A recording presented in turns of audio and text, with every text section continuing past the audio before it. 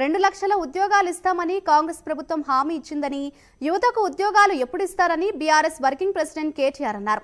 రాహుల్ గాంధీకి, రేవంత్ రెడ్డికి ఉద్యోగాలు వచ్చాయి కానీ నిరుద్యోగులకు మాత్రం ఉద్యోగాలు రాలేదని మండిపడ్డారు.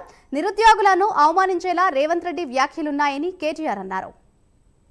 రేవంత్ రెడ్డి గారు ఈ ఇద్దరు రాజకీయ నిరుద్యోగులు కూడా తెలంగాణలోని యువతని, తెలంగాణలోని నిరుద్యోగుల్ని రెచ్చగొట్టి ఆనాడు ఎన్నో రకాల ఆశల వాతావరణాన్ని కల్పించే ప్రయత్నం చేసినారు.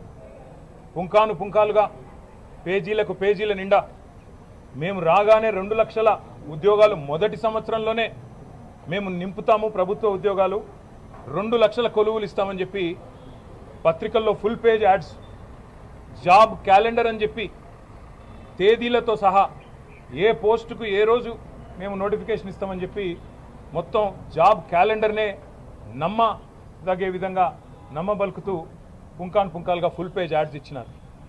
ఈరోజు మొదటి సంవత్సరంలో 2 లక్షల ఉద్యోగాలు ఇస్తామని చెప్పిన కాంగ్రెస్ పార్టీ తమ ఉద్యోగాలు అయితే తెచ్చుకున్నారు. ఇద్దరు రాజకీయ నిరుద్యోగులు, ఒక ఆయననేమో ముఖ్యమంత్రి అయిండు, మరొక ఆయననేమో జాతీయ స్థాయిలో ప్రధాన ప్రతిపక్ష నాయకుడు అయిండు. కానీ తెలంగాణలో ఇస్తానన్న 2 లక్షల ఉద్యోగాలు మాత్రం ఇంతవరకు అతి లేదు, గతి లేదు. ముఖ్యంగా ఒక్క నోటిఫికేషన్ కూడా ఈరోజు వరకు 7 నెలల్లో ప్రభుత్వం ఇవ్వలేదు. ఒక ఉద్యోగం ఇవ్వాలంటే మొదలు నోటిఫికేషన్ ఇవ్వాలి, ఆ తర్వాత పరీక్ష పెట్టాలి, ఆ తర్వాత అవసరమైతే ఇంటర్వ్యూ, ఆ తర్వాత ఎంపిక.